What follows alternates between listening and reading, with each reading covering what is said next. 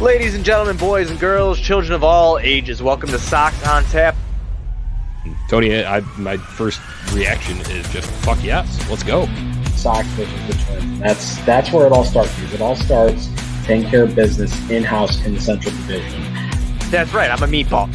You got to bring that top button swag, baby. It is always great to beat the Cubs. And I'm a homer, so I always say they're gonna. Dallas Keuchel Lancelin got some beards that you should be afraid of. What everybody said when he gets out there, it's me versus the other guy, and I'm going to beat him. So I just love that mentality. It's cool and fucking tough. Steve, would you say that Tony is mad online? I would definitely say that. The White Sox winner.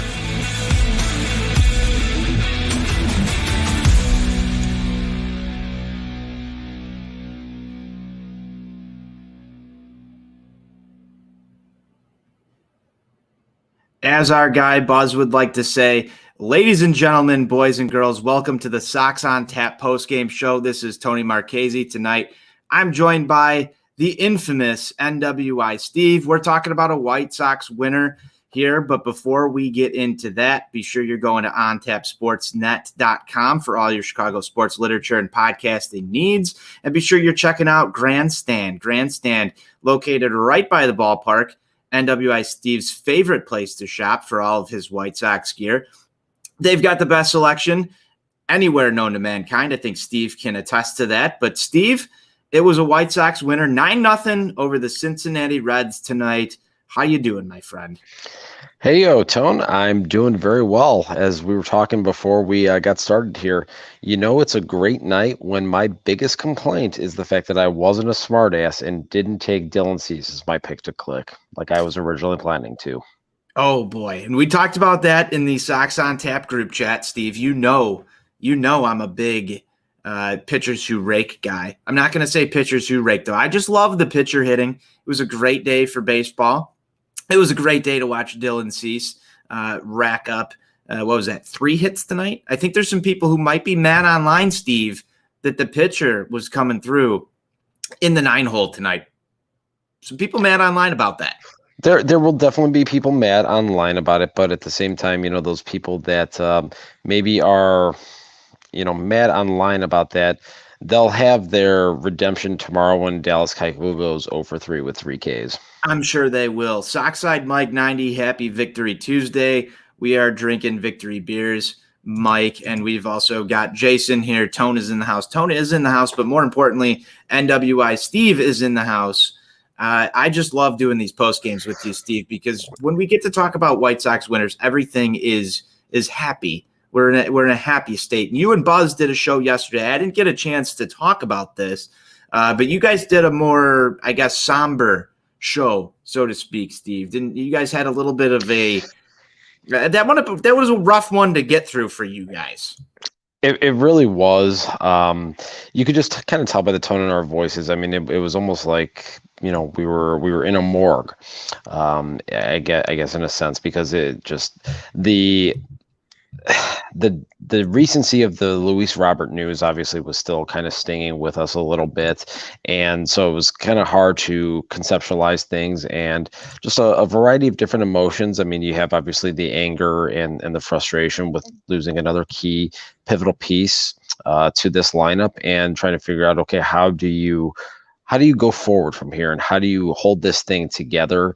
So there was a lot of discussion about that, but today is obviously a much more jovial discussion. And before we kind of circle back to that, I gotta say, Jason, I don't get a shout out here. I see you on a couple days ago in the ballpark, and you just totally blow me off like I'm chopped liver. What is that about? I don't know what that's about. It might be something along the lines of he can't find you on a specific website. I believe starts with a T. Twitter.com, Steve. I think that's where he. There you go. Seen Steve Saturday or Sunday right there. He's commenting. He's still watching. Jason's awesome. We love Jason here on the show. You got out to the ballpark Sunday, Steve, and there was the Iowa crew was there. Iowa Zach, on Tap Sportsnet contributor, as well as Jason. I saw you guys on Twitter. You guys got to all meet up, have some beers. That's a good thing. Back to the ballpark, doing that type of stuff. Yeah, it was nice to finally be able to meet Zach in person here, put a face to the name, and share a beer with him. So that was good times, and definitely look forward to doing more of that with him and the rest of the crew here in the coming weeks and months. It's good shit. It's cool and tough shit, Steve. We're talking about a winner though tonight, and I want to get into this. Man, Dylan Cease, over his last few starts, Steve, he's really started to show up. Coming into this 1-0 on the year, he does get the win tonight, but just an impressive showing from him tonight. Carried the Reds hitless. What was that, through 4 or 5 innings there? Everything was working. The Cease hammer, as Johnny likes to say, was extra present tonight. Give me some thoughts on Dylan Cease. General impressions were that it was in a lot of ways a continuation of the start that I was in attendance for last Thursday against the Detroit Tigers, where he really had everything going. Leaving the ballpark that night, you kind of look at yourself and you think, okay, well, it's Detroit. You get a bunch of jabronis in this lineup here, no big deal. We'll see what he does against a real lineup his next start out here. And he was really varying up his sequencing, and he didn't really have one set approach as far as how he was going after the hitters. First inning was very slider heavy and really broke off a nasty one to Nick Castellanos to get a strikeout with him. Same thing with Joey Votto. Then the second inning really was featuring the changeup. So kind of varying up what pitches he was utilizing to put guys away.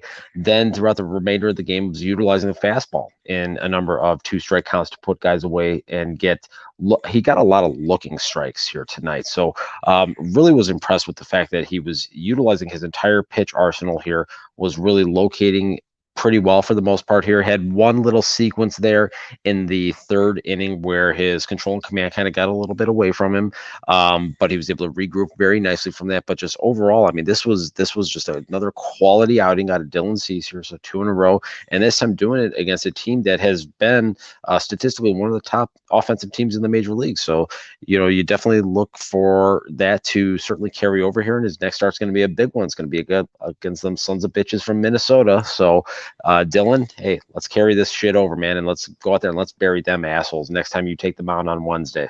We know you love Minnesota, Steve, so I'm sure you are just ecstatic for Dylan Cease to continue this against the Twinkies. I'm happy with this, man. I'm going to be honest. One of the things that I've said consistently is that I'm waiting for Dylan Cease to be able to start getting through that first time through the order. And we've seen that now 2 starts in a row. That's your start to building consistency here. Not getting touched up early just helps you go deeper in ball games, Steve. That's science right there. That's what you saw tonight, and it allowed him to mix things up a little bit, like you said, use that full arsenal, and that just makes him all the more dangerous. I think he was actually having a lot of fun tonight. You saw a little bit of a more relaxed Dylan Cease. I'm not going to go out there and say that he, would be better off playing in the NL, but he just definitely seemed to have a little bit of, more fun tonight when he was actually hitting while he was pitching. It looked like he was a little bit more involved in the game, just had a more calm sense about him. Maybe that first hit really loosened him up, and that just put him in a good state of mind to continue mowing him down. I think it could be a scenario of being able to be in a position to hit something he's never had the chance to do professionally, not at any point through the minor leagues here or in his brief time since he got called up with the Sox, famously on July 3rd of 2019, which, fun factoid, I don't know if people watching know this. On that day, a certain NWI Steve once ate $22 hot dogs the same day Dylan Cease made his major league debut. So keep that in mind there. But I digress. Are you calling somebody out here though, Steve? This is an important question as we go down 2021 Sox on Tap. We've had a certain Summer of George face off last year against Cubs on Tap host Ron Luce at a Chicago Dogs game. 9 innings. But Ron Luce defeated Summer of George. I believe the final score was something around 13 hot dogs to 11. Ron Luce was the champion. If we're talking later this year, a certain hot dog eating competition between you and maybe Ron Luce, Would you be able to take that home, Steve? I think that's an important question for everybody because we can't have this answered on Twitter.com. So this is Sox on Tap exclusive. Are you up for the challenge? Listen, I will openly admit I am not necessarily in the best of hot dog eating shape here at the moment.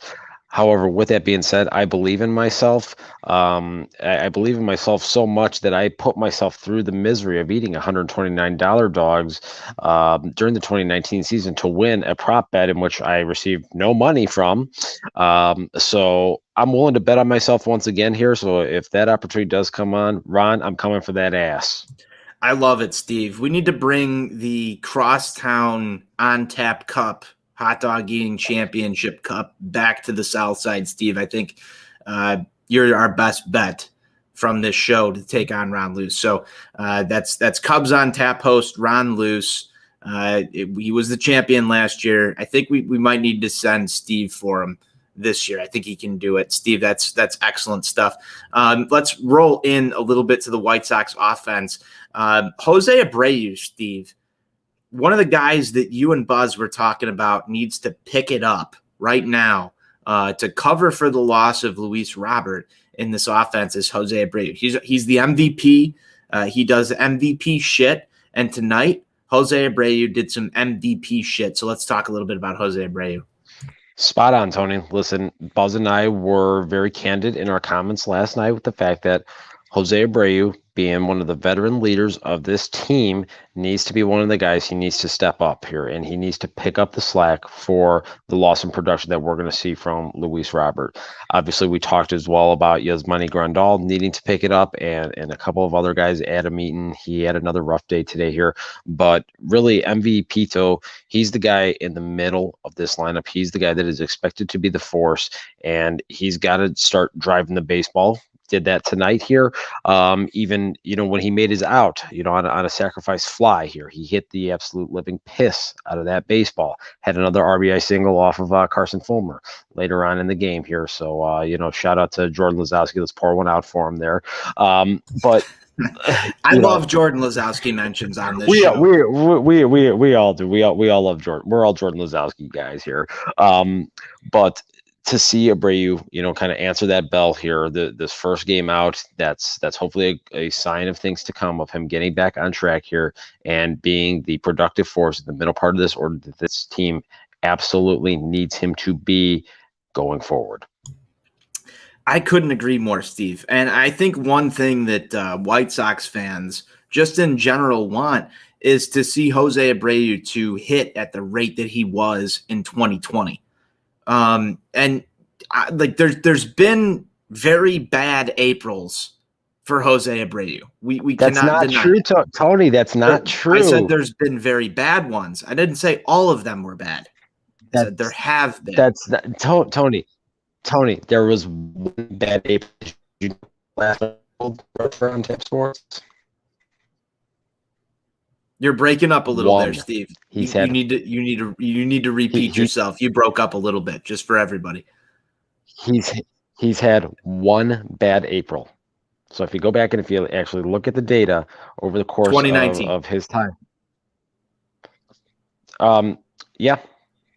2019. The strikeout rate was atrocious in 2019. It was in 2021 as well.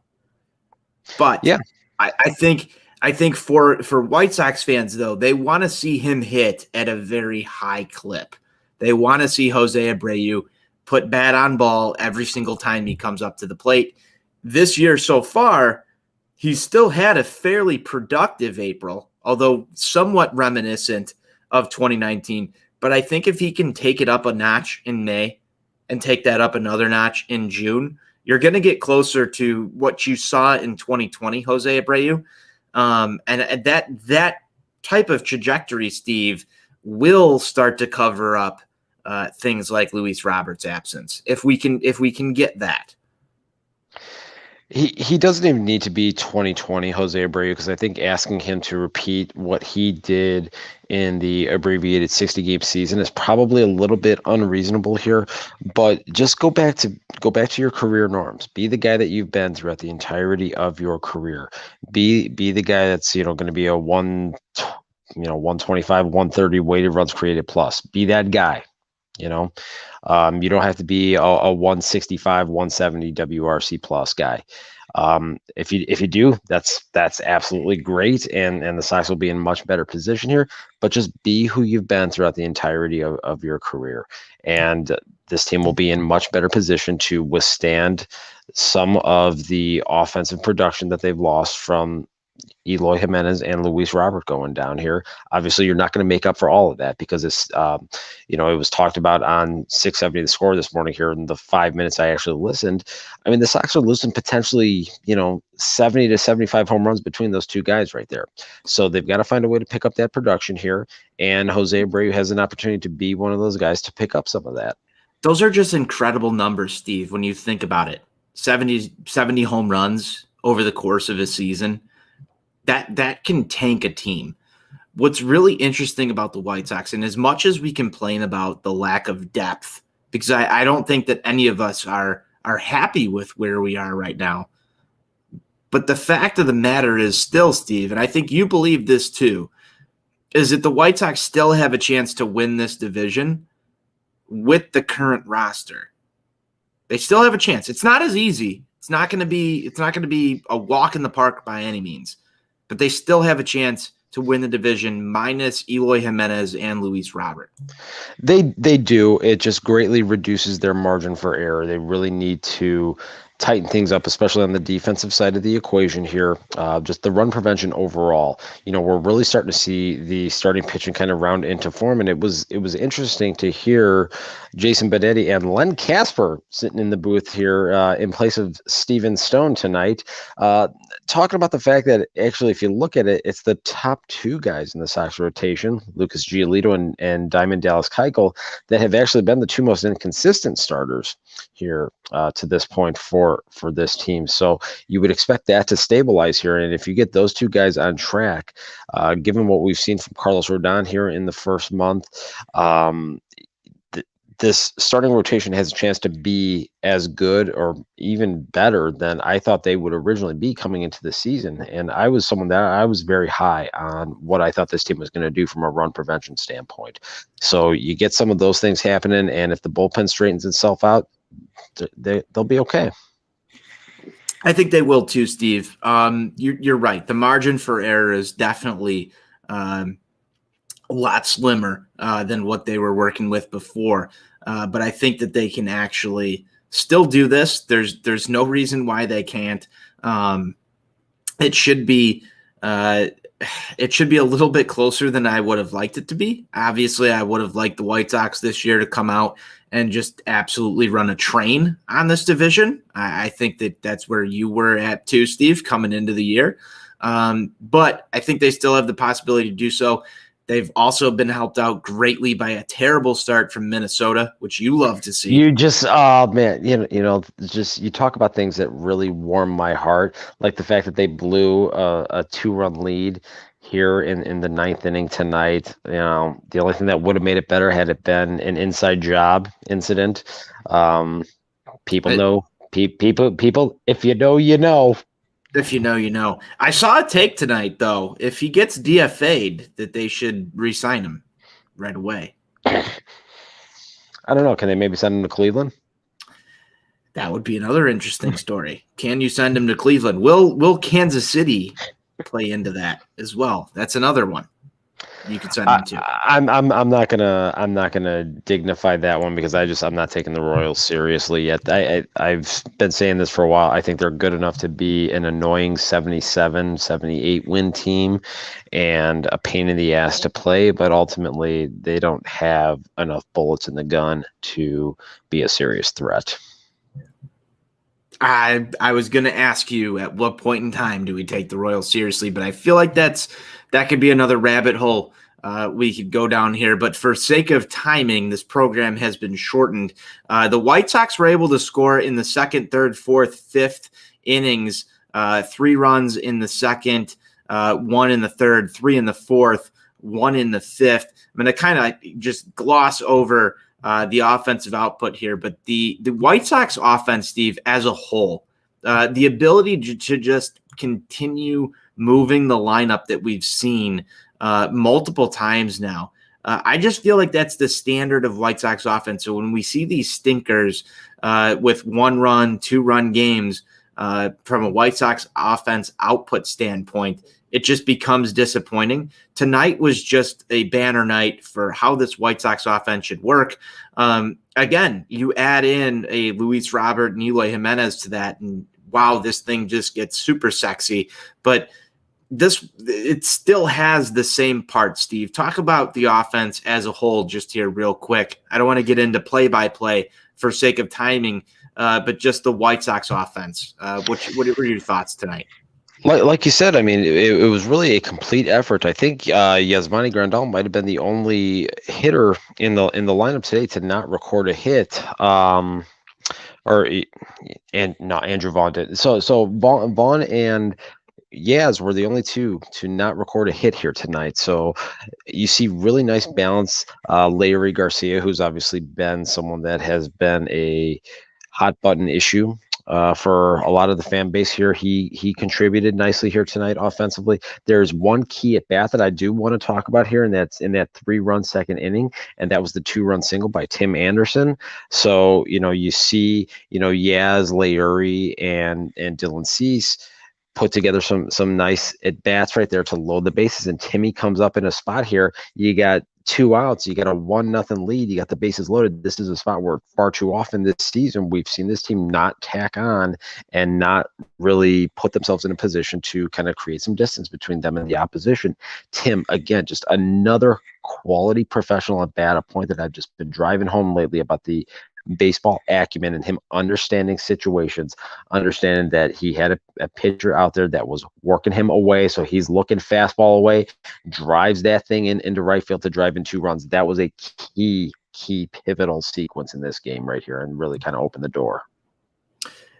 Steve, I love that analysis breakdown on Tim Anderson right there. He is another guy, Steve, that I think when you talk about a guy that can pick up some of the missed production. Tim Anderson, for some reason, at least to me, is a quiet name in that because he does have the power. He does have the ability to be a contact hitter as well, in that sense, where if you get him hot for a little while, he's got the ability to carry a team for a week or two, just on his back alone. And I think that, you're going to see a stretch of White Sox baseball this year that is completely driven by Tim Anderson offense. And I think that, just little examples like tonight bode well for the long term of the White Sox offense, because every time that lineup turned over, Tim Anderson just seemed to be timely with his hits. And you talk about hitting with runners in scoring position. That shit's cool and tough, Steve. We love that here. And Tim Anderson just continues to deliver over and over again in situations like that. And when he's hitting, this whole entire offense moves. Timmy is the straw that stirs this drink. There is no more debate about this anymore. When he gets on base, when he scores runs, this team wins. I mean, it's a very simple formula at this point. It absolutely is. And before we get into tomorrow, Steve, the White Sox did make one acquisition today. They did sign outfielder Brian Goodwin. He did have a decent showing. What was that, 2 years ago with the Los Angeles Angels of Anaheim, as they were known at the time. Of Orange County of California, yes, of the Orange Pacific time County, zone. somewhere. Any thoughts on that signing, Steve, before we get into tomorrow's ballgame? I don't have a lot of thoughts on it. I mean, look, I think, as Buzz and I talked about last night, they're going to really roll with Larry and Billy Hamilton getting the majority of the playing time in center field. Maybe Luis Gonzalez getting a spot start here and there. Goodwin, I think, he's probably going to be ticketed for AAA Charlotte to kind of start things off. And I guess he's probably just going to be stashed there up until if there's another injury, if worst case scenario and something happens to Layuri or something happens to Billy Hamilton, that's a guy that has played the position in the major leagues. I don't know that he can really cover center field particularly well anymore, but he's an option. He's a body. Tinfoil hat theory. We did just see some news too about Adam Engel. Is he the guy that's going to come up here for the White Sox and get maybe a week tryout because Adam Engel is just that not ready? And yesterday's news dropped behind the Luis Robert that Adam Engel had suffered a setback. Do the White Sox not believe that Adam Engel is going to get back here in a decent time frame enough to help this team?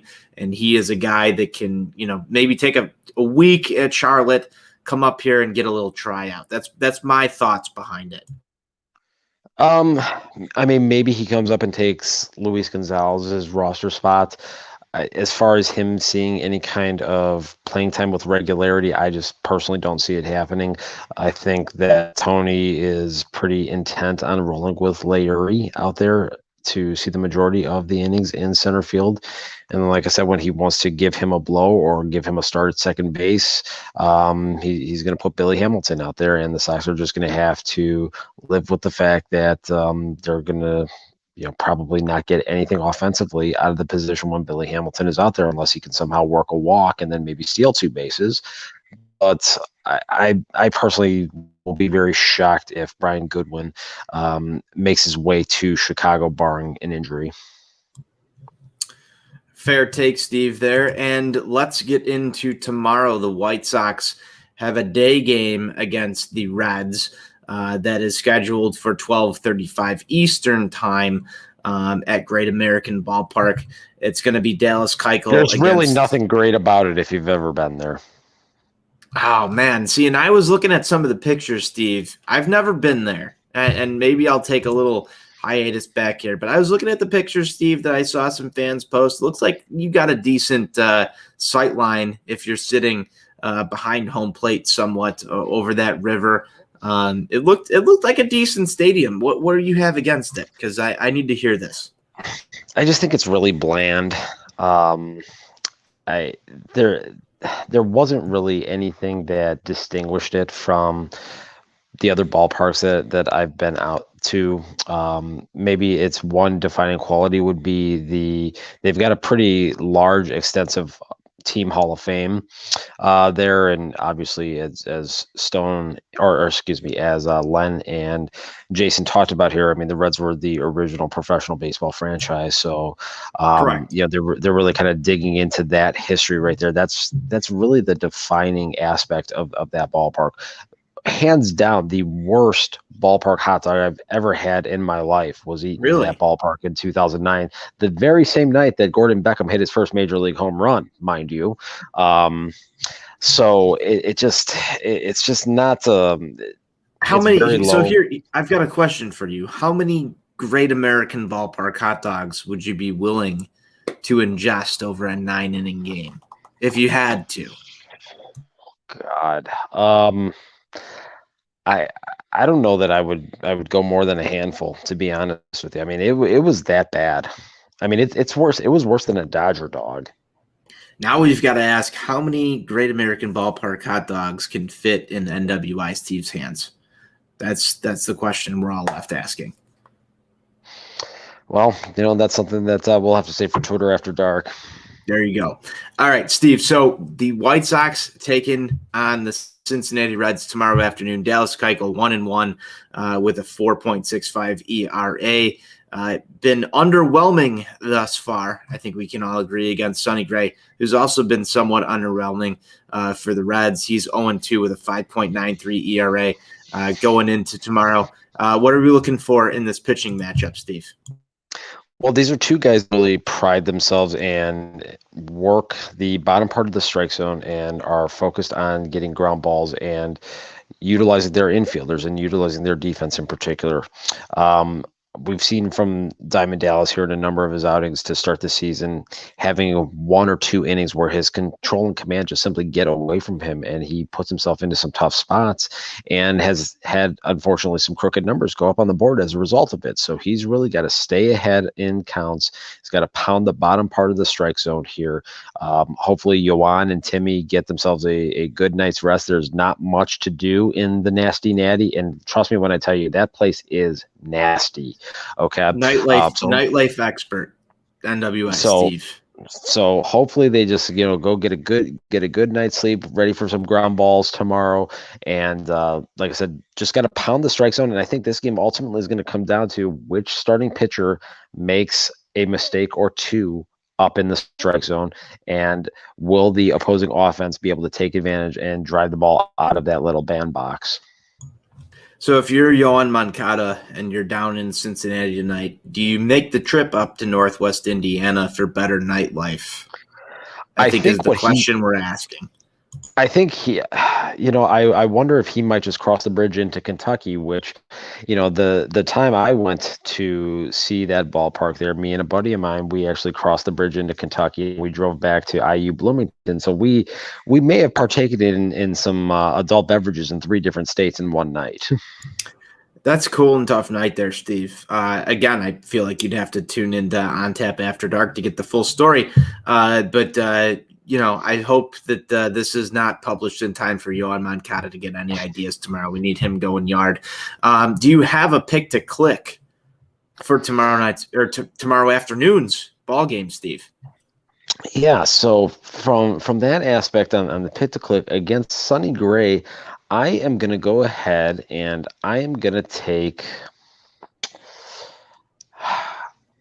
I'm going to go bold here, and I'm going to take Zach Collins if he's in the lineup. I think there's going to be a good chance we see Zach Collins in the lineup tomorrow, Steve. I actually do. I think we'll see Zach Collins in the lineup. But I am going to go with Jose Abreu. I think he's going to leave the yard again tomorrow. I think that the guy that you and Buzz talked about needing to pick it up is going to set the tone.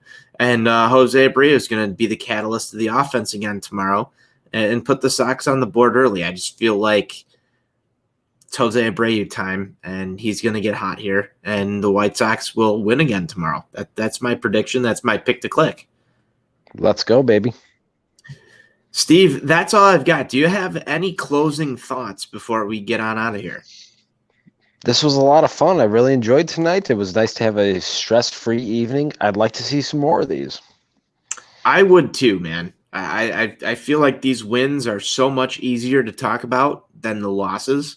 There's a lot to hammer home after every White Sox loss.